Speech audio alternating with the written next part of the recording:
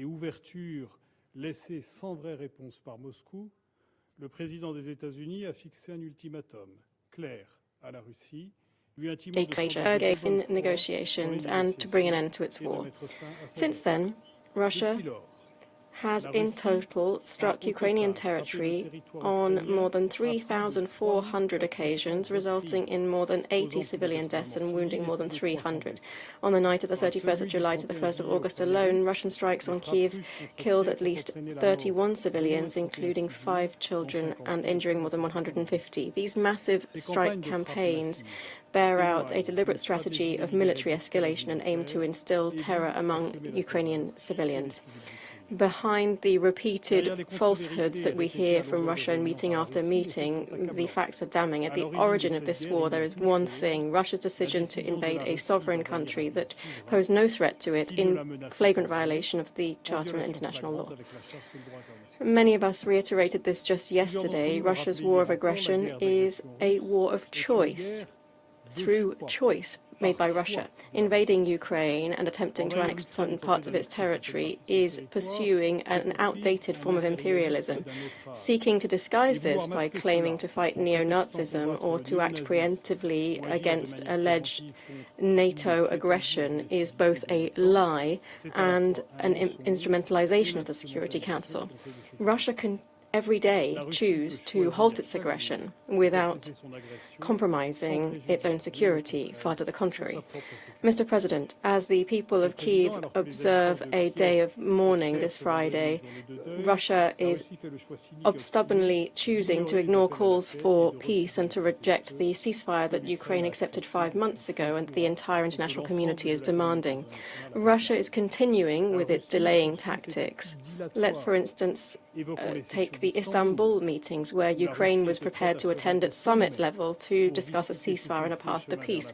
Russia downgraded these to expert-level discussions and reiterated demands tantamount to the mutilation and the subjugation of Ukraine.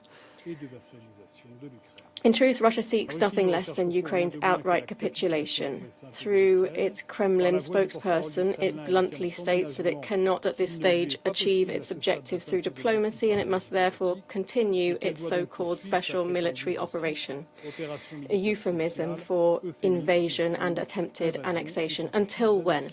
Mr. President, the Council can no longer merely observe that the aggressor refuses to bring an end to its aggression. Above all, when this aggressor in the Charter has a special responsibility, that is to permanently protect states from aggression and to permanently protect international peace and security. The Council must compel the aggressor to comply with this by demanding a full, immediate and unconditional ceasefire. That's our role and our duty. The Charter entrusts this to us and the world expects us to fulfill it. Thank you very much. I thank the representative of France for the statement. I now give the floor to the representative of Greece. Thank you, Mr. President. At the outset, I would like to congratulate Panama for assuming the presidency of the Security Council for the month of August, and to thank you, Mr. President, for convening this emergency meeting. Congratulations also to Pakistan for a successful stewardship of the Council during the month of July. I would also like to thank Assistant Secretary General Yensa for his briefing, and I welcome the participation of Ukraine, along with Lithuania, Poland and the European Union in this meeting. Mr. President, the war in Ukraine has reached an inflection point. Russia escalates its attacks, reinforced with weapons and munitions by its allies and with troops by DPRK in violation of Security Council resolutions. Day after day, Russia continues its attacks, also against residential areas, causing more human suffering and destroying civilian infrastructure. During these last 3 days, missile strikes have claimed dozens of civilian lives in Dnipropetrovsk, Zaporizhia, Kharkiv, and just yesterday in Kiev, using loitering munitions and cruise missiles. Pregnant women and children are among the casualties. We deplore the reported use of new lethal weapons, such as rocket-powered kamikaze drones against civilians in residential areas. June has seen the highest monthly civilian toll in Ukraine, and this alarming trend has continued in July due to attacks not only close but also far from the front line. Once more, Greece condemns in the strongest terms any attacks against civilians and civilian objects as clear violations of the basic principles of international humanitarian law, and calls on Russia to immediately cease the targeting of residential areas and infrastructure in Ukraine. Adherence to these principles constitutes not only a legal requirement, but also a moral imperative, and should go hand in hand with accountability for the perpetrators. We stand in solidarity with the Ukrainian people in these trying times. We also commend the work of OCHA, UNICEF, and other humanitarian agencies active in Ukraine, and we are calling for their full, safe, and unhindered access to the affected areas. Mr. President, Russia's war against Ukraine has to stop, as repeatedly stressed by the majority of the UN membership in multiple General Assembly resolutions. These blatant violations of international law should not be allowed to become the new norm. Greece welcomed the 3 rounds of direct bilateral talks between the two parties and the agreements on exchange of prisoners, but regrets that these agreements were the only tangible results in the course of 5 months. The human toll, as well as the rest of the devastating consequences of this war, at least of recent months, would have been avoided had a ceasefire been agreed following the US-led peace efforts. Mr. President, this war must end. Too much time has been lost. We repeat the need for a full, immediate and unconditional ceasefire without further delay as the first step towards a comprehensive, just and lasting peace in line with international law and the UN Charter, and in full respect of its most fundamental principles, sovereignty, political independence, and territorial integrity of all states. I thank you. I thank the representative of Greece for their statement. I now give the floor to the representative of Slovenia. Thank you very much, Mr. President, and as others, I want to congratulate you on assuming the presidency of the Council for the August, and you have all our support. And I also want to thank our colleague, the Pakistan Permanent Representative, and his team for so successfully steering the Council through July. Mr. President, I would like to thank Assistant Secretary General Jenča for his briefing today and for his contribution to the discussion.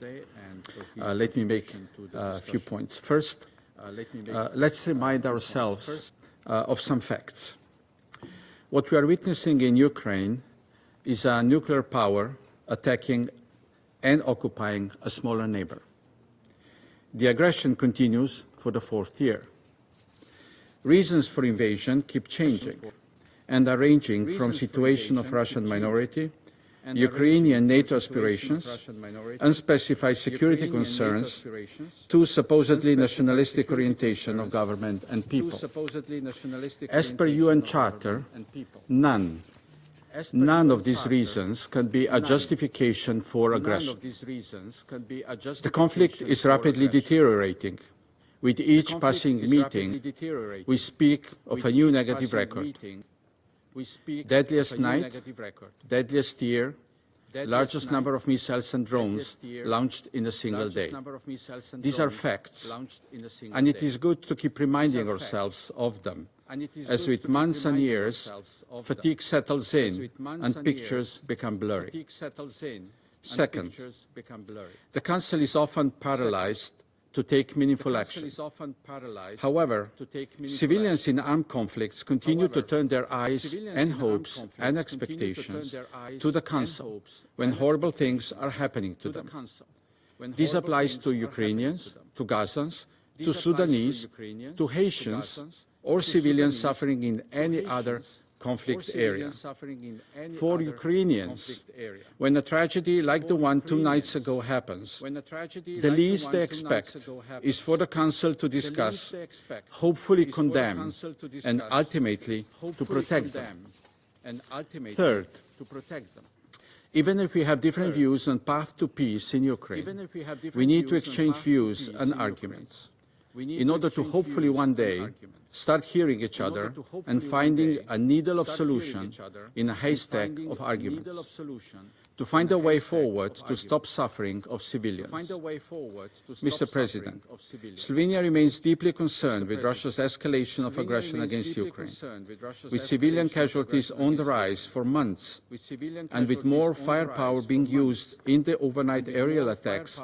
2025 is rapidly becoming the deadliest year of this war. Instead of engaging on a path to peace, Russian Federation is increasing its pressure on Ukrainian civilians. The latest aerial strikes on Kiev are an example of this escalation. Overnight attacks with explosive weaponry in densely populated urban areas have no justification. They cannot be excused by claims of presumed military goals, not in Gaza and neither in Kiev. On the contrary, civilians who lost their lives or were injured should have been protected. Slovenia reiterates its condemnation of these attacks, including the most recent ones. Mr. President, in the past months, we heard Russian officials commit to peace numerous times. Nevertheless, Russia decided to escalate. Its attacks, including the most recent ones, cast serious doubt on Russia's willingness to walk the path towards peace in Ukraine. Mr. President, at the beginning of this year, the Council has called for a lasting peace between Russia and Ukraine. 14 of us keep calling for a ceasefire. Still, after months, tangible results are lacking. We need a decisive next step to stop the bloodshed, to stop the destruction. We need a ceasefire, and we need it now. Thank you. I thank the representative of Slovenia for the statement. I now give the floor to the representative of the United Kingdom. Thank you, President, and I congratulate you on assuming the presidency of the Council. I'd also like to thank ASG Yencha for briefing us today. Colleagues, as we meet here, only a day after our last discussion on Russia's continued aggression in Ukraine, I do so acutely aware that this is a day of mourning in Kyiv, and I extend my sympathy and condolences to all who mourn in Ukraine today. Russia continues to inflict devastation across Ukraine. The Russian strikes we witness demonstrate the stark reality. While Ukraine continues to set out its willingness to move towards peace, Putin's response is to kill more innocent civilians.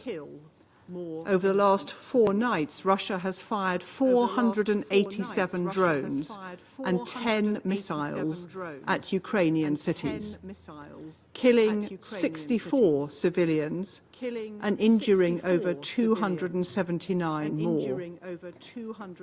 On Wednesday night alone, 31 people were killed in Kyiv, the deadliest attack in the city this year. Local authorities have reported that 12 children were among the injured, making it the highest number of children injured in an attack on the capital since the start of Russia's full-scale invasion. Every meeting we have on Ukraine, we hear more heartbreaking stories about civilian deaths, including the tragic killing of a 6-year-old boy on Wednesday night and the hospitalization of at least 9 other children. Russia is unmoved by this. We are not. These are not just numbers. Each represents an individual life lost, a future snuffed out, and for the wounded, a future irrevocably blighted by Russia, as I saw for myself when I visited rehabilitation centres in Kyiv. The human toll of President Putin's continued illegal, unjustifiable war against Ukraine is immense. Russia's attacks on civilians, on children, and on civilian infrastructure tell us everything we need to know about President Putin's intentions. Every Russian strike is a commitment not to peace, but an attempt to destroy life and liberty in Ukraine. And this is despite Russia's obligations in international law, in the UN Charter, and Russia's status as a permanent member of this Council. Their strikes, however, continue to escalate. So we echo President Trump's call for President Putin to engage meaningfully at the negotiating table. This Council was all but unanimous yesterday in calling for an immediate, full and unconditional ceasefire. That remains our call today. I thank you. I thank the representative of the United Kingdom for the statement. I now give the floor to the representative of the Russian Federation. Thank you, Mr. President. I would like to start by congratulating the Pakistani delegation, congratulate you on successfully completing your presidency, and wish every success to the colleagues of Panama. It is highly regrettable that the work of the Security Council, including on the first day of your presidency, is becoming, through the efforts made by Ukraine and its Western backers, into a Groundhog Day of sorts. It's as if yesterday the representative of Kyiv was not sitting in the same chair and didn't try to put forward the talking points of Ukrainian propaganda about the bloodthirsty Russia in its plans to не зачитывали свои бессмысленные мантры о неготовности Москвы к миру. Not talking points, but mantras. Colleagues, why couldn't we discuss the topic of the meeting yesterday, especially since the tragedy in Kiev, which is being mentioned in the letter sent by the Ukrainian PR, happened in the early hours of the 31st of July. The Ukrainian representative yesterday essentially voiced her version of what happened, as predictable as it was. Does the Council accept such an inept waste of its time and resources on other issues on its agenda? Imagine that we had a situation on the country situation and then decided that we had forgotten to discuss one aspect and then reconvened on the next day to discuss that. We think that such an approach of the Western sponsors of the Kiev regime is irresponsible, unacceptable, and seriously undermining the credibility of the Council and its ability to tackle with indeed urgent crises. And they have the temerity of accusing my country of wasting the working time of Security Council members. Furthermore, when they condone the attempts of the Kiev regime to separate the discussions of the Ukrainian crisis into right discussions and wrong discussions, the Western delegations do show the very same wish to undermine the efforts for peace in Ukraine, which we describe in our statements, including my statements yesterday. Mr. President, if we go back to the formal reason for the convening of the meeting today, well, in the early hours of the 31st of July, the armed forces of Russia, pursuing the goal of demilitarizing Ukraine, did indeed deliver a group strike using long-range, high-precision weapons and UAVs on military-industrial facilities of Ukraine, including a military airfield, ammunition depots, stocks of missiles, and UAV components. components. All of the intended military targets were hit. And let me underscore once again, we're talking about objects which are related to the Ukrainian military potential. And this was confirmed by the videos by Ukrainian users in social networks, which show very clearly the secondary explosion of ammunition at the objects we hit, some of which were deployed in civilian sector in violation of the IHL. On the other hand, our armed forces, as was the case before, were acting in strict compliance with international humanitarian law and were not targeting civilian objects. When it comes to striking the residential building in Kiev and the deaths of civilians, well, the military experts who analyzed the videos which exist concurred on the only reason for the tragedy, as was the case previously as well. The reason is the criminal deployment of the Ukrainian air defense in dense urban areas and the unskilled way of guiding them. During this special military operation, we have received numerous confirmation of the fact that Ukrainian air defense missiles are the main danger for the civilians of this country, and the Ukrainians know that very much, and they openly comment on this. If the armed forces of Ukraine did comply with the IHL, then we would have been able to avoid such tragedies. And the civilian population of Ukraine is not suffering from direct Russian strikes. But the expired princeling in Kiev is not interested in easing the plight and suffering of his civilians, but rather in presenting such situations provoked by him into present them as intentional Russian strikes. His only goal here is to save his own hide and convince his sponsors to continue financial and military support to his agonizing dictatorial and corrupt regime. The abuse of the Security Council meetings so as to shift the responsibility for the death of his own citizens is a favorite trick of Ukrainian state propaganda. It is not a coincidence, and many have noted that the most high-impact tragedies miraculously coincide with the eve or the time of the visit of the Kiev clique abroad, when he needs to get the pity from yet another country or cage another tranche of military or financial assistance. What's left outside here is the fact that the Ukrainians themselves launch several hundreds of UAVs against our country daily, intentionally trying to strike civilian objects in their futile attempts to sow panic and undermine the stability of my country. Last week alone, as a result of that, 155 civilians were injured, two-thirds of them because of drone strikes. The highest number of victims were in Belgorod, Kherson, Zaporozhye Oblast, and the Krasnodar region. The Ukrainians are deliberately targeting the places where civilians congregate, residential buildings, public transport, and emergency services. For example, as a result of a UAV strike against an ambulance in the Pologo region in Zaporozhye Oblast, the driver of the ambulance died, and the paramedic and the nurse there were injured. In Golopristan district of Kherson Oblast, 3 civilians died, and 5 were injured because of a drone attack on a civilian bus. All of these facts are carefully ignored by Kiev and his backers, as we have been able to see very well today. And what is being done by secretariat staff from relevant agencies is also disingenuous, because they pretend they don't know nothing about this, or they say that it's impossible to verify the information about Ukrainian crimes. All of this is obviously a strike undermining credibility of the UN.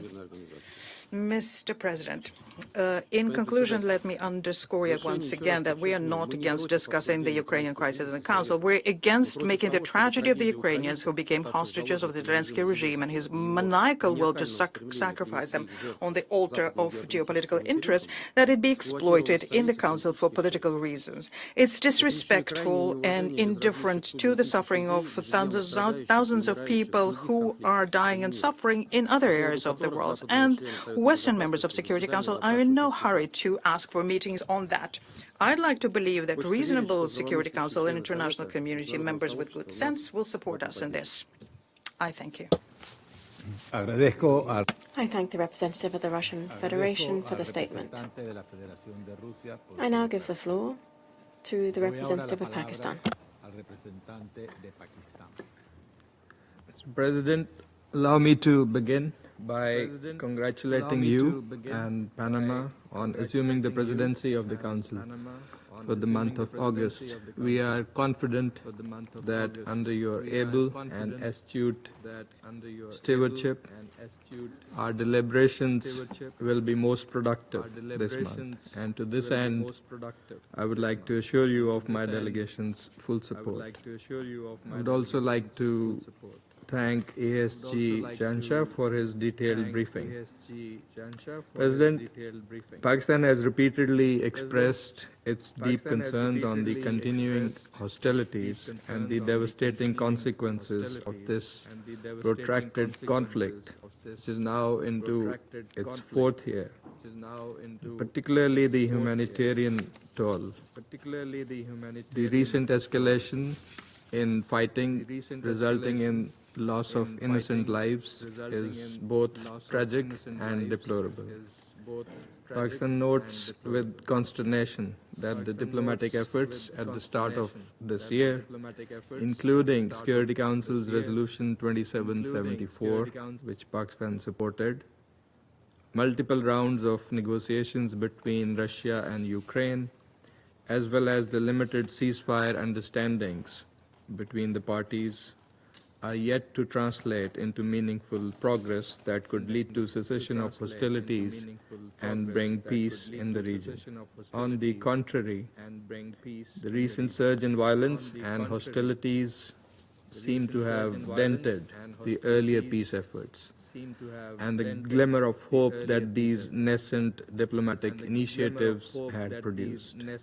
While prisoner exchanges and talks in Istanbul are a welcome development, the ongoing violence, death and destruction continue to cast a shadow over the peace efforts. President Pakistan reiterates the following urgent imperatives. First, the protection of civilians is a must. International humanitarian law is clear. It must be upheld unconditionally. Targeting of civilians and civilian infrastructure cannot be justified. Second, the pursuit of military means to resolve this conflict would only lead to a dead end and will only deepen the suffering of people affected by this conflict. Sustainable peace demands de-escalation, ceasefire, and unwavering commitment to dialogue. Third, the commitment to peace specifically expressed in Resolution 2744 and reinforced in general by Resolution 2788 is the only viable path forward.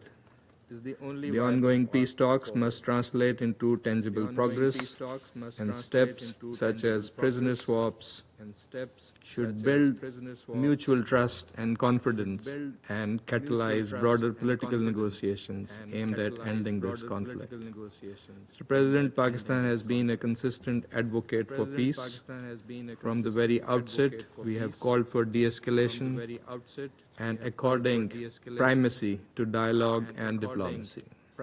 Only a sincere and meaningful dialogue which addresses the security concerns of all sides is anchored in the principles of UN Charter and international law and respects the relevant multilateral agreements can help secure peace, which is both just and enduring. Pakistan will support all regional and international efforts that pave the way for a peaceful resolution of this conflict. I thank the representative of Pakistan for the statement. I now give the floor to the representative of Algeria. Thank you very much, Mr. President. I wish to begin by taking this opportunity of this first meeting to congratulate Panama for taking up the presidency of the Security Council this month of August. Mr. President, you can count on Algeria's full support. Likewise, we congratulate Pakistan for its successful presidency throughout July. I'd like to thank Mr. Miroslav Jenča for his valuable briefing. Mr. President, Despite positive diplomatic efforts and the 3 meetings between the sides, regrettably, the war between Russia and Ukraine continues to claim innocent lives and to leave many victims and wounded in its wake. In this context, my country continues to reiterate its profound concern at the increasing international polarization, which is intensifying and prolonging the conflict, and which not only diminishes chances for achieving peace, but also derails mediation efforts. Mr. President, the current situation could drag the region into a spiral of conflict and crisis, which unfortunately will be reflected around the world, particularly in developing countries that have been and that continue to be affected by turbulence on the food and energy markets. For this reason, once again, I wish to underscore the following points. First, Algeria expresses its deep concern at the continued escalation and roundly condemns all violations of international law, including international humanitarian law. In this context, we urge the parties to exercise restraint and de-escalate tensions, to comply with international humanitarian law, to avoid any action that might endanger the lives of civilians, and to refrain from attacking civilian infrastructure. My second point is that my country reiterates its call on the parties to choose the path of dialogue over confrontation, to choose agreement over escalation. Above all, to avoid the mentality of international polarization, particularly in light of signs of direct negotiations between the sides. We also call on the international community to step up its efforts to create the right conditions that might facilitate direct negotiations, bring positions closer together, and enable the achievement of an alignment of views to ease the escalation and to resolve the conflict between the parties. To conclude, Mr. President, Algeria reiterates its steadfast commitment to support all diplomatic efforts aimed at achieving a cessation of the war and a fair, lasting, and comprehensive peace, based on the principles and purposes of the United Nations Charter, and bearing in mind the legitimate security concerns of the parties. Thank you, President. I thank the representative of Algeria for that statement that he delivered in perfect Spanish. I now give the floor to the representative of Sierra Leone. Thank you, Mr. President. At the outset, I wish to warmly congratulate the Republic of Panama on assuming the presidency of the Security Council for the month of August. We have every confidence in your able leadership to guide the Council's work during the critical period and assure you Australians full support and cooperation. I also take this opportunity to commend the Islamic Republic of Pakistan for its highly successful and productive presidency in July. Under Pakistan's leadership and meaningful initiatives, the Council adopted outcomes that strengthen our collective efforts to maintain international peace and security. We value their contribution and look forward to building on that momentum. I thank Assistant Secretary General Yencha for the sobering update on the worsening situation in Ukraine. I also welcome the participation of Ukraine, Lithuania, Poland, and the EU in this meeting. In just a matter of days, this council has been convened for the second time to address the ongoing conflict between the Russian Federation and Ukraine, a conflict that 3.5 years on continues to exert a devastating toll on civilians. Sierra Leone once again underscores the urgent need for an immediate cessation of hostilities and calls on all parties to engage in good faith diplomatic dialogue as the only pathway to a sustainable political solution. As we heard again today, the intensified use of long-range missiles and drones in heavily populated urban areas continues to cause tragic civilian casualties, including among the most vulnerable, children. We take note of the letter from the permanent representative of Ukraine reporting a massive area attack by Russian forces on the city of Kyiv on the night of 31st July 2025. According to credible reports, at least 13 people lost their lives and 130 others were injured. This attack adds to a grim tally of civilian suffering. Over the past 6 months alone, relentless aerial bombardments on densely populated areas have killed men, women and children, while destroying homes, schools, universities, medical facilities, businesses, and critical energy and water infrastructure. The plight of children is particularly harrowing. They live daily with death, fear, and loss, enduring profound physical, mental, and psychological trauma. The July 31st attack reportedly killed a 6-year-old and injured 14 children, including a 5-month-old infant. According to UNICEF, approximately 2,520 children have been killed or injured since February 2022.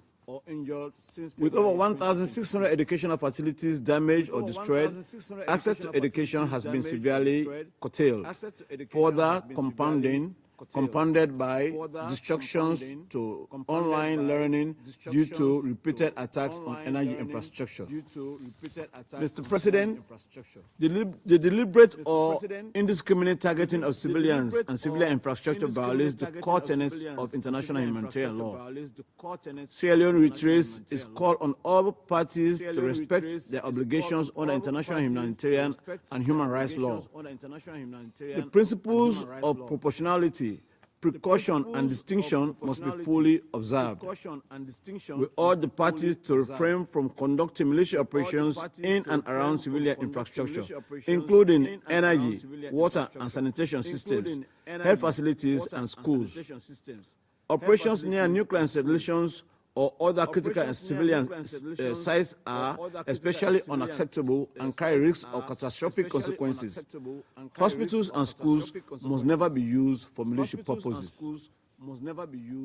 With approximately 12.7 million people in Ukraine in need of some form of humanitarian assistance, Sierra Leone calls for the safe, sustained, and unhindered delivery of humanitarian aid, including to hard-to-reach areas and those close to the front lines. The international community must continue to support the humanitarian response plan for Ukraine and other efforts to facilitate the country's recovery and reconstruction.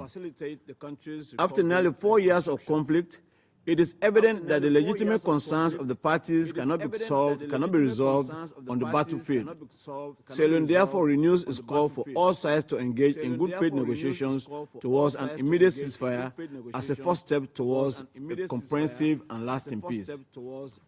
Finally, we reaffirm our unwavering support for the sovereignty, unity, and territorial integrity of Ukraine within its internationally recognized borders. I thank you. I thank the representative of Sierra Leone for the statement. I now give the floor to the representative of the Republic of Korea. Thank you, President.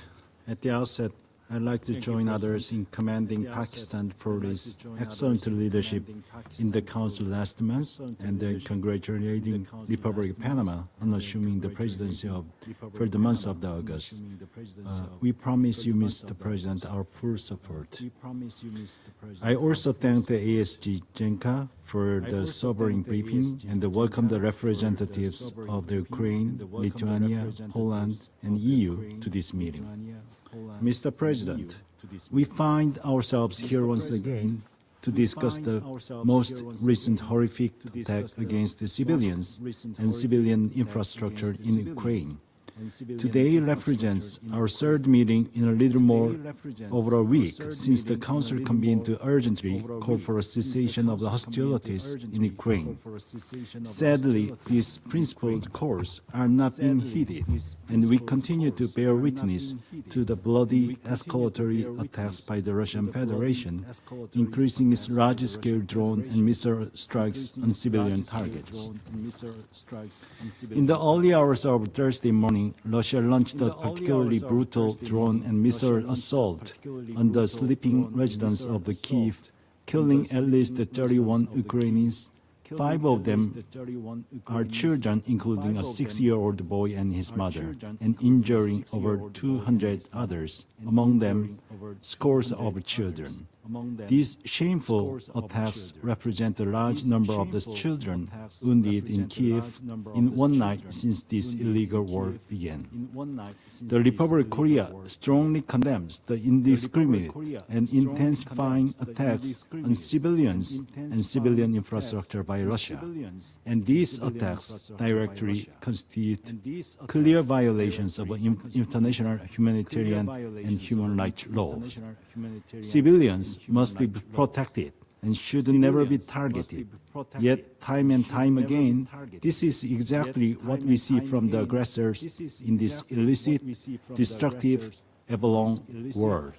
Mr. President, in this connection, my government reiterates its urgent appeal for an immediate, full, unconditional cessation of all hostilities.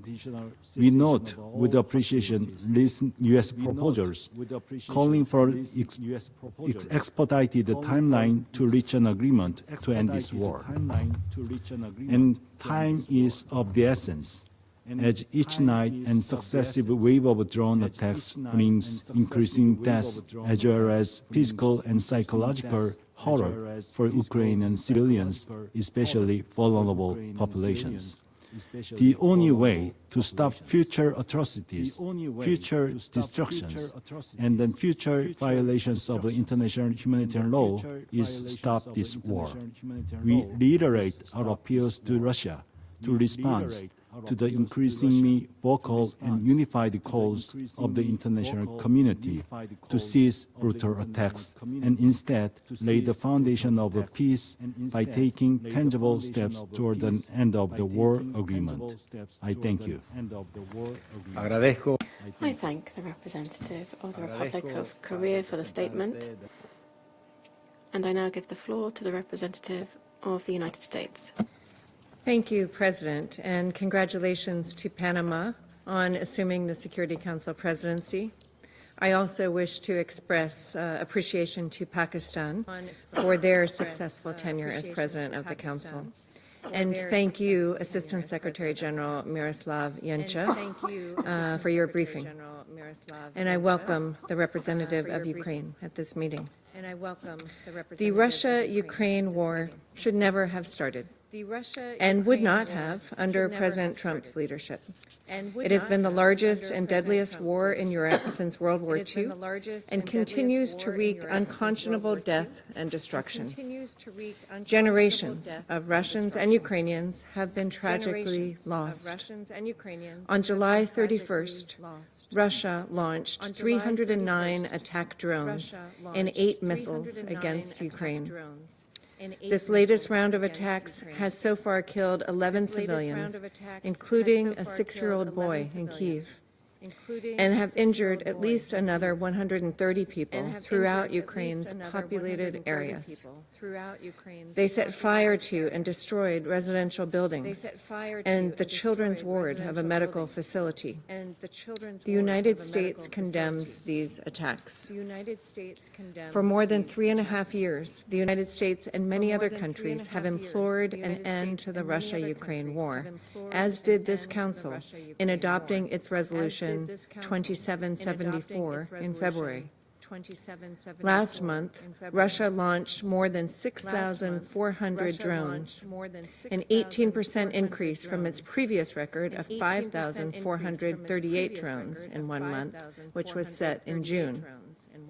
These attacks must stop. In light of Russia's intensified aerial assaults on Ukraine and the increasing toll on civilian life, on July 29th, President Trump clearly stated a peace deal must be done within 10 days. Otherwise, the United States is prepared to implement additional measures to secure peace. President Trump is offering both Russia and Ukraine a way out of this conflict. Once again, we implore them to take it.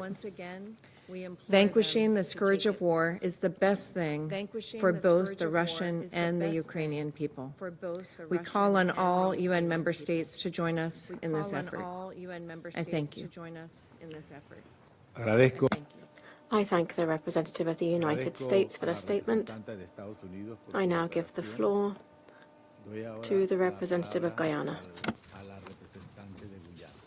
Thank you, Mr. President. At the outset, I would like to extend warm congratulations to you and your delegation on Panama's assumption to the presidency of the Security Council. I would also like to thank Pakistan for its effective leadership last month and commend you both for the prompt and seamless coordination in responding to the requests for today's meeting. We thank ASG Yencha for the updates provided and welcome the participation of the representatives of Lithuania, Poland, Ukraine, and the European Union in the meeting. Mr. President, we are once again compelled to address tragic developments on the front lines in Ukraine. Following drone and missile attacks in Kiev yesterday, which struck residential buildings, schools, and hospitals. In his letter to the Security Council, the permanent representative of Ukraine reported that more than 300 drones and missiles were unleashed on densely populated residential areas in Ukraine, killing several people and injuring more than 100. Despite repeated calls in this Council to uphold international humanitarian law and the principles of distinction, proportionality, and precaution, we continue to receive reports of increasing civilian casualties resulting from attacks against civilian infrastructure or targets located in densely populated or residential areas. There have also been reports of attacks targeting civilians in some regions. Many of these have been substantiated by official reports from UN agencies and the Commission of Inquiry on Ukraine. OHCHR has also confirmed a 37% rise in civilian casualties between December 2024 and May 2025, compared to the same period in the previous year. The report also noted that in most cases, explosive weapons with wide area effects were used in urban areas, along with short-range combat drones, the use of which has also increased. As we assess the situation before us, a pattern emerges that indicates that attacks are becoming excessive and carried out in a manner that shows a blatant disregard for international humanitarian law. This cannot and must not be tolerated. The rising death toll in this war demands that we move beyond moral condemnation and deliver urgent action. Members of the Security Council have repeatedly made their expectation clear that the parties must commit in good faith to a diplomatic process aimed at ending the war. Yet, where we expect genuine dialogue, we see aggression and derision. The international community has a solemn duty and responsibility to bring this war to a peaceful and definitive end, and must no longer tolerate this affront to its goodwill and genuine efforts. The members of the Security Council must also do more to advance the implementation of Resolution 2774. We must change the dangerous trajectory this conflict is taking. Mr. President, the month of August holds profound significance for Ukrainians. In 3 weeks, they will celebrate their 34th independence anniversary. An occasion that is meant to be a time of celebration and reflection, and one where they reaffirm their right as a nation to freely determine their political status and pursue economic, social, and cultural development without external interference. Regrettably, this year, like the past three, will also be filled with deep pain and sorrow as they mourn all that has been lost in this war. 24th August should be the last anniversary spent in conflict. Guyana renews its call on the parties to show courage and political will that is needed to resolve the conflict now, peacefully, and in line with international law. Thank you. I thank the representative of Guyana for the statement. I now give the floor to the representative of China. President, at the outset, I congratulate Panama on assuming the presidency of the Council for the month of August. I assure you of the China delegation's full cooperation with you and your colleagues. I also take this opportunity to renew our appreciation of Pakistan's work at the helm of the Council in July. I thank ASG Yencha for his briefing. At present, the Ukraine crisis is in a crucial phase. The parties should move in the same direction and build greater consensus and make greater efforts towards a political solution.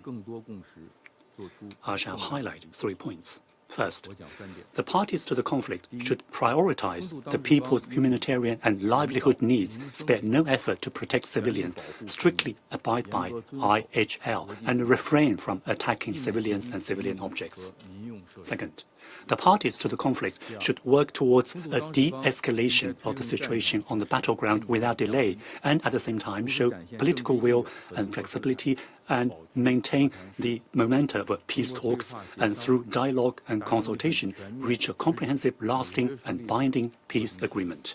Third, the international community, in particular, 国际社会，特别是主要利益攸关方，应当积极推动停火止战、劝和促谈，为危机的政治解决营造积极氛围，创造有利条件，提供必要帮助。 Emphasis need of a political solution of the crisis. President, in a space of 7 days, the Ukraine issue has been the subject of 3 council meetings. While we spend time and energy on further iterations of council deliberations on the matter, we ought to invest more time and energy in mediation and in promoting talks for peace. Guided by the 4 principles set forth by President Xi Jinping, China will continue to advocate peace, encourage and facilitate peace talks, and along with the rest of the international community, play a positive and constructive role in resolving the Ukraine crisis politically. I thank you, President. I thank the representative of China for the statement. I now give the floor to the representative of Somalia. Thank you, Mr. President. Mr. President, allow me to once again congratulate you and Panama as you take the presidency for the month of August. You can count on my delegation's full support. I wish to express my appreciation to ASG Jenka for his thorough and sobering briefing. My delegation remains gravely concerned by the continued deterioration of the humanitarian and security situation in Ukraine. The latest developments only reinforce the urgency and complexity of the crisis. We are deeply troubled by the ongoing escalation of attacks impacting civilian and essential civilian infrastructure. The protection of civilians and critical infrastructure are obligations enshrined in international law. We reiterate that all parties to the conflict must respect and uphold these principles without exception. We remain convinced that there can be no military solution to this conflict. Continued hostilities serve only to prolong suffering and further diminish prospects for sustainable peace. Dialogue and diplomacy are the sole means to bring an end to this long-standing conflict and achieve sustainable peace. We take note on the ongoing discussion in Istanbul between the Russian Federation and Ukraine concerning the exchange of prisoners of war. While these negotiations are not without challenges, they represent a constructive step on the humanitarian track. We emphasize the important role of the international community in supporting diplomatic initiatives and foster conditions conducive to peaceful settlement. Any durable resolution will require compromise, confidence-building measures, and genuine commitment to dialogue. We call upon all parties to exercise restraint, recommit to diplomatic efforts, and work toward an immediate and comprehensive ceasefire. In closing, Mr. President, our delegation reaffirms its unwavering support for all efforts aimed at addressing the root causes of the conflict and achieving just and lasting peace in accordance with the United Nations Charter. The people of Ukraine and all those affected by this crisis deserve a future founded upon peace, security, and dignity. I thank you. I thank the representative of Somalia for the statement. I shall now make a statement in my capacity as the representative of Panama.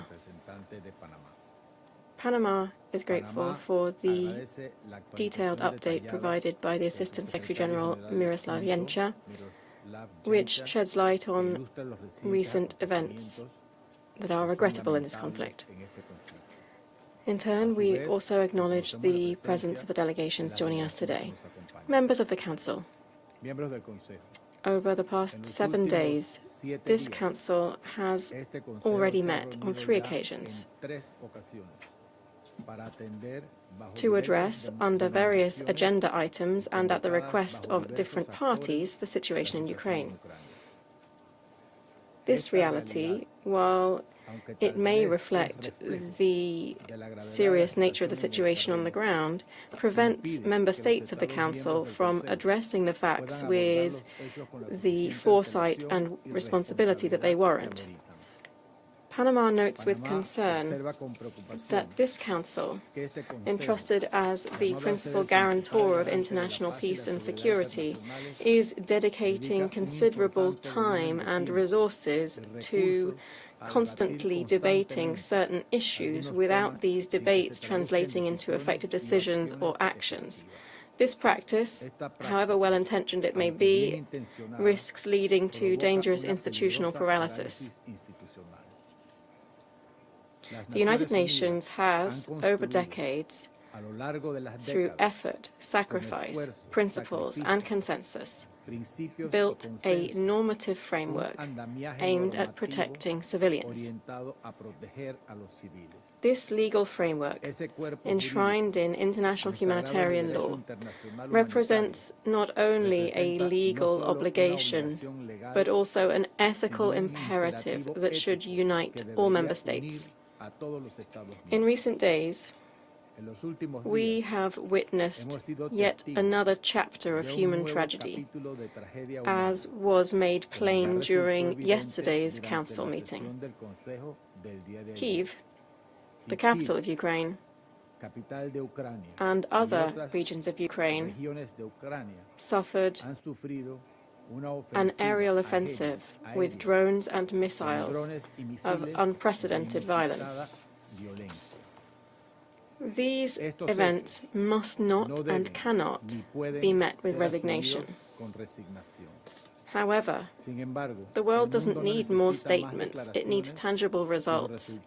The victims of war do not seek solidarity alone, they expect the decisive action of the international community to achieve peace. To achieve it, it's not necessarily constructive to pursue a diplomatic strategy that over successive meetings turns this chamber into a convenient platform to launch successive accusations and riposts endlessly as if it were a game of ping-pong. Regrettably, this situation is not a game. It is a grave, sad, and all too protracted conflict in which every day civilians and military personnel from both Ukraine and the Russian Federation continue to die. Colleagues, for this reason, Panama reiterates once again its urgent appeal for a ceasefire that would bring an end to this war and urges the parties to engage seriously through diplomatic channels in discussions aimed at achieving a just and lasting peace. We make this appeal with the deep-rooted belief that peace is not imposed by the weight of power, but rather it is built and should be built through the political will of all actors and with respect for human dignity.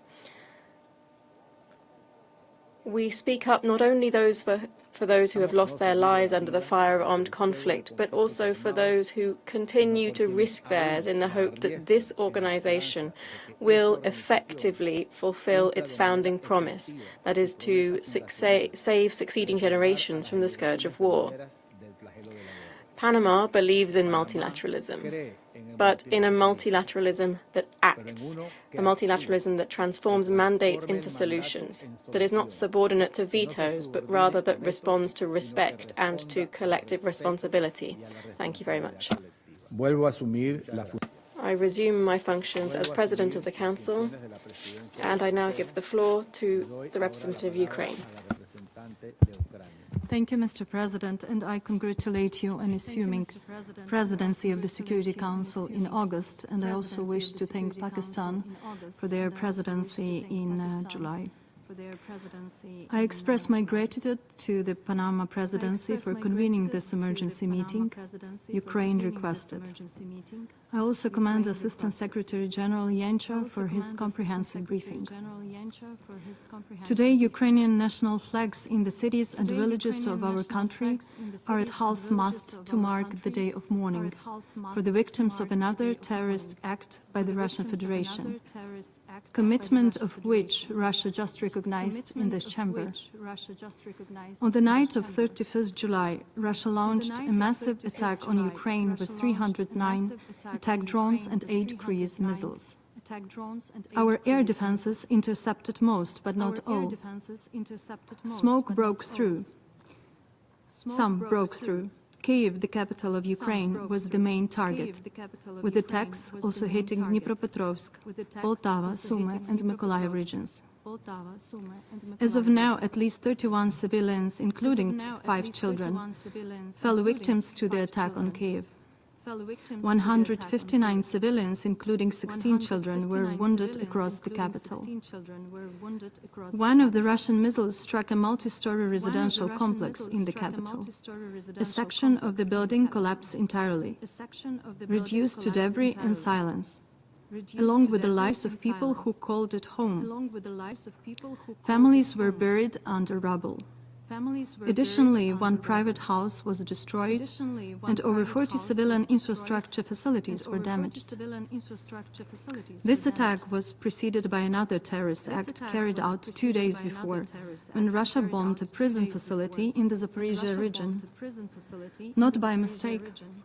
They dropped bombs from the sky knowing civilians were inside. 16 people were killed, 43 more were left wounded. These are not accidents or collateral damage. These are deliberate acts of terror by a Moscow regime that hears the world's calls for peace and responds with bloodshed. Once again, the world witnessed Russia's response to our desire for peace, shared with the United States and Europe, with new killings and more destroyed homes. It is a deliberate campaign to terrorize civilians and destroy any notion of normal life in Ukraine. This effort is propped up by Iran and DPRK in blatant defiance of numerous Security Council resolutions.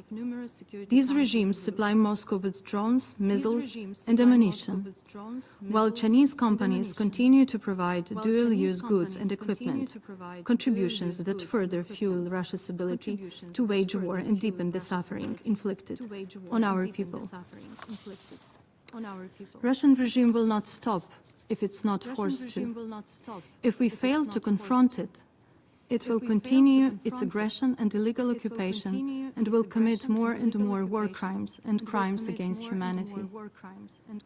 Torture, inhuman treatment of civilians and prisoners of war, widespread sexual violence, the deportation of civilians and children, destruction of cultural heritage, acts of ecocide, environmental devastation. In the temporarily occupied territories of Ukraine, Russia is committing systematic atrocities, turning the lives of millions of our people into a living nightmare. Putin's decree of March 20 mandates the forced expulsion of Ukrainian citizens from occupied Ukrainian territories, or forces them to undergo procedures aimed at forced integration and passportization by September 10 this year. Concurrently, it is conducting forced mobilization in the occupied Ukrainian territories. And these actions are part of a genocidal policy aimed at extermination of Ukrainian people. By all indicators, the Russian Federation is an undisputed aggressor. Military full-scale invasion, direct use of military force, occupation of territories, cyber attacks on critical infrastructure, disinformation and propaganda, economic blackmail, interference in internal political processes, threats of using weapons of mass destruction, support for international terrorism, and border provocations. This list is not just a tally of crimes, it's a diagnosis of a regime that poses a threat to the entire civilized world. And this is why Ukraine requested this council meeting today. Kremlin wages this war because it sustains its regime, the war that he cannot win but refused to end. Real peace will come only through diplomacy, but backed by strength. Even Russian dictator Putin has cynically and unequivocally admitted the truth behind Russia's war against Ukraine. For the Kremlin, war is not a tragedy, it's a thrill. In December 2024, Putin remarked that when everything is calm, measured, and stable, Russians get bored. It feels like stagnation. They want, I quote, some action, or so-called движуха. This chilling confession reveals that all the justifications we've heard from Russia since 2014 are pure lies. What Putin and his criminal regime truly seek are imperial conquest, consolidation of power, and violence. Russian delegation sits in this chamber and speaks of diplomacy, while their missiles and combat drones strike people's homes, hospitals, and kindergartens. They talk about negotiations, while expanding the front line and conscripting more men to die in a war of their own choosing and making. Russia awaits the international law to be defeated. They believe that the world will look away and that justice will be avoided. Don't push the horses. This will not happen. Russian illusions will shatter against the unbreakable resilience of Ukrainian people. Russian illusions will shatter against the unyielding will of the international community, because we stand united in defense of justice and freedom. Mr. President, Ukraine will continue to fight for its people, for its sovereignty, and for its future. Our goal remains a comprehensive, just, and lasting peace rooted in the principles of the United Nations Charter. President of Ukraine, Volodymyr Zelensky, is ready to meet Putin, since all actual decisions in Russia can be made only by him. During the last meeting with the Russian delegation in Istanbul on 23 July, we proposed to organize such a meeting before the end of August. But no progress has been made. We understand who makes the decisions in Russia and who must put an end to this war. The world understands this as well. Ukraine calls for moving beyond public statements and technical level discussions to direct talks between leaders.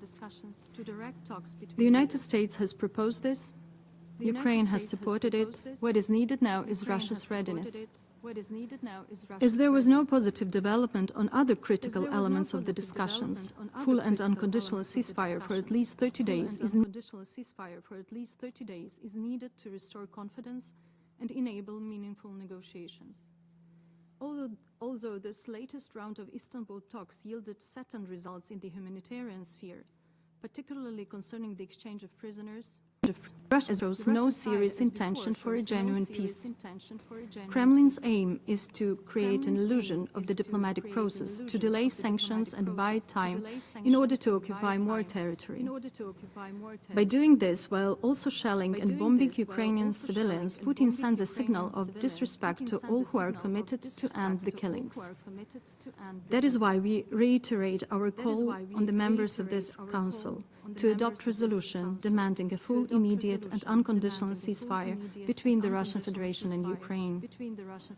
The world counts on the strength of your voice and urgent decisiveness of your action in bringing this war to an end. As we said yesterday, peace will not come through appeasement. It will come through unity, resolve and justice. The cost of inaction is too high. Delay only emboldens the aggressor. Therefore, in addition to the above, Ukraine calls for immediate and full synchronization and expansion of all sanctions targeting Russia's war machine, unconditional and total embargo on the exports of dual-use goods and technologies to Russia that are used in production of missiles and drones, decisive coordinated action to completely block all financial flows from the sale of Russian energy resources, which are the main source of funding for this war. Strict measures against Russia's shadow fleet and companies involved in the illegal export of Ukrainian grain. Immediate release of all Ukrainian civilian hostages and prisoners of war, as well as the return of forcibly deported Ukrainian children. Let's be clear.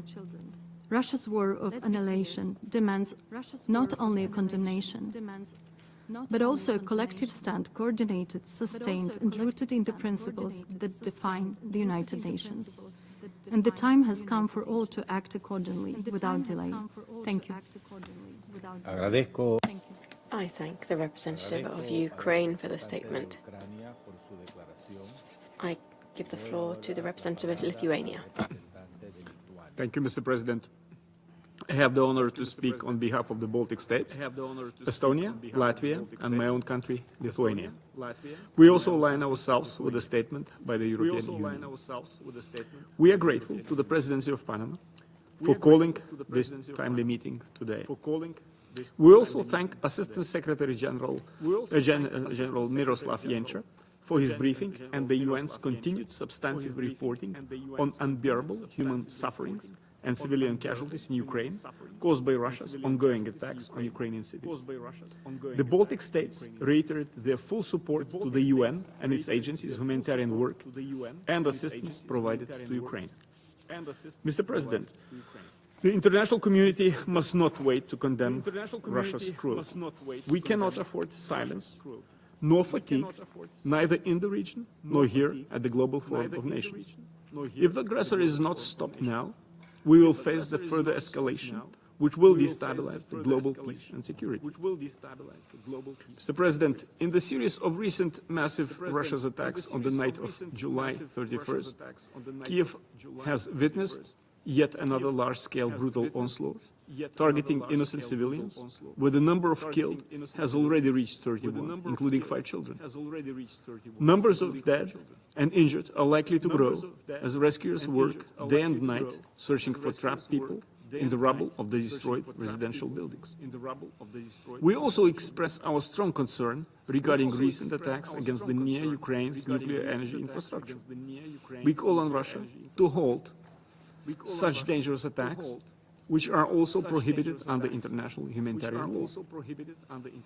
The international community, through multiple UN General Assembly resolutions, has repeatedly condemned Russia's war of aggression against Ukraine and demanded to end it. The resolution adopted by this Council in February urged lasting peace, but Russia is flatly rejecting all appeals to stop its aggression. On the contrary, we are witnessing intensive escalation of attacks against civilians and civilian infrastructure in Ukraine, including residential buildings, educational, religious, medical and detention facilities, as well as evacuation infrastructure. Once again, Russia demonstrates that it does not want peace, but rather a complete subjugation and annihilation of Ukraine. The Baltic states reiterate their full support to US President Donald Trump's call on Russia to immediately agree to a ceasefire. However, instead of seeking a diplomatic solution, the Russian representatives keep making cynical statements justifying Kremlin's intention to continue this brutal war of aggression in pursuit of its imperial neocolonial ambitions. Mr. President, no one wants an end to this war more than Ukrainians. A full and unconditional ceasefire is the first step prior to any real negotiations. Ukraine already committed to it. It's now for Russia to reciprocate. All nations that seek peace and support the rule of international law, including the Charter of the United Nations, must stand in unity to support Ukraine's struggle for liberty and justice. Ukraine is defending the values and security of us all. Russia must be held accountable for every day of its continued aggression and for every innocent death brought about by its aggression. We would like to call on those supporting Russia's war efforts by providing military, economic, technological or diplomatic assistance to consider the broader costs.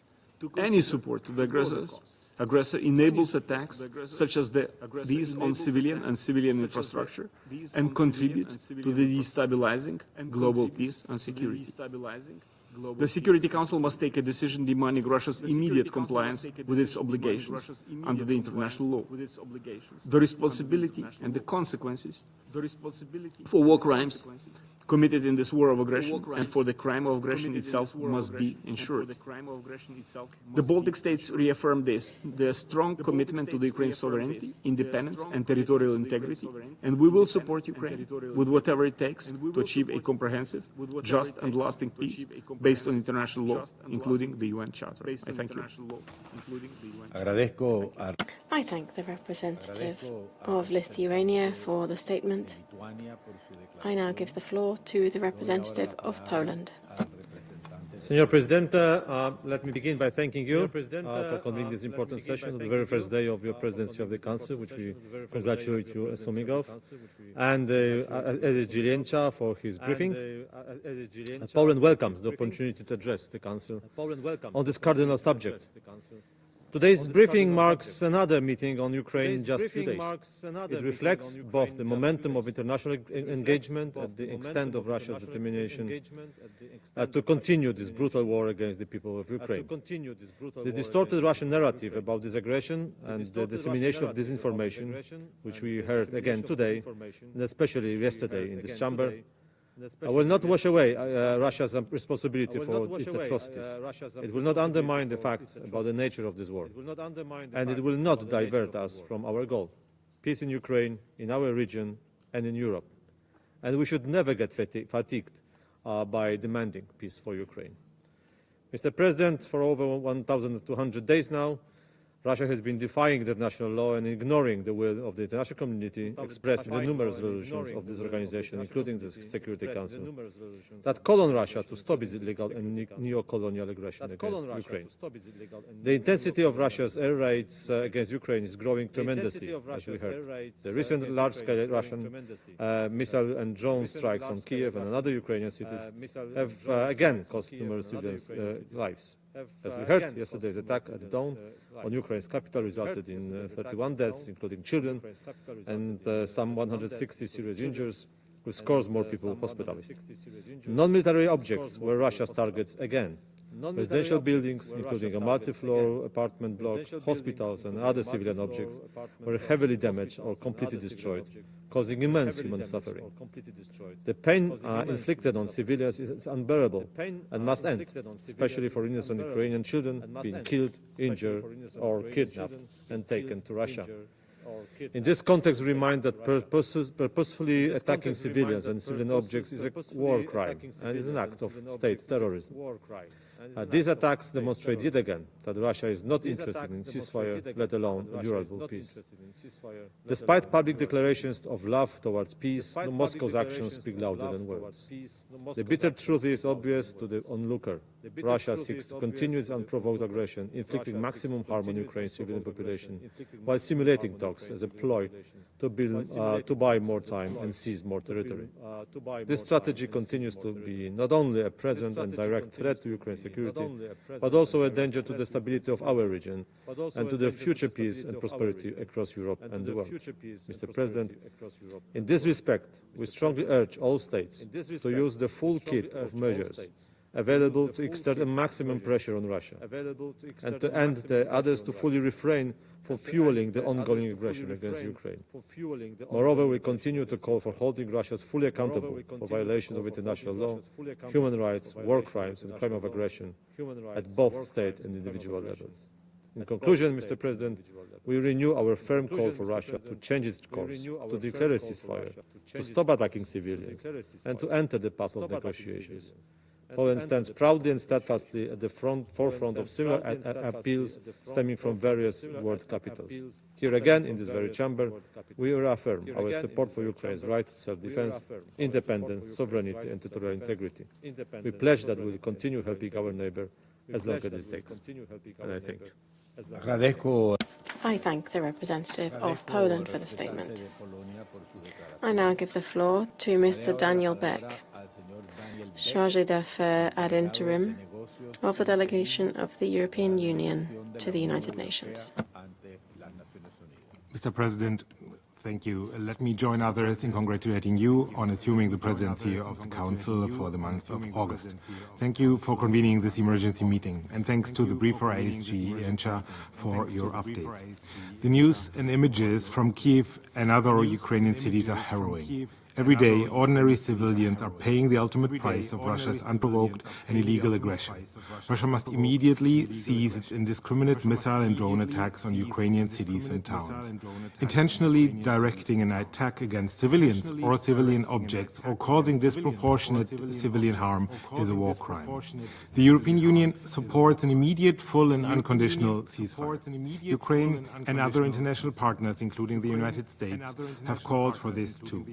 Such a pause in hostilities could serve as a vital step towards reducing civilian suffering and allowing for further exchanges of prisoners of war and for return of forcibly displaced Ukrainian children. Mr. President, in February, Russia voted in favor of a UN Security Council resolution imploring a swift end to the conflict. Why has it not followed suit? We call on the Security Council to exert maximum pressure for a ceasefire. It would provide space for meaningful talks aimed at ending Russia's war of aggression and achieving a comprehensive, just and lasting peace grounded in the principles of the UN Charter and international law. Furthermore, the EU strongly condemns support by third countries and actors and entities therein which enable Russia to sustain its war of aggression. We urge all countries to immediately cease any direct or indirect assistance to Russia in its war of aggression. In closing, I reaffirm the EU's unwavering support for Ukraine's independence, sovereignty and territorial integrity within its internationally recognized borders. The EU will continue to support Ukraine for as long as it takes. Thank you.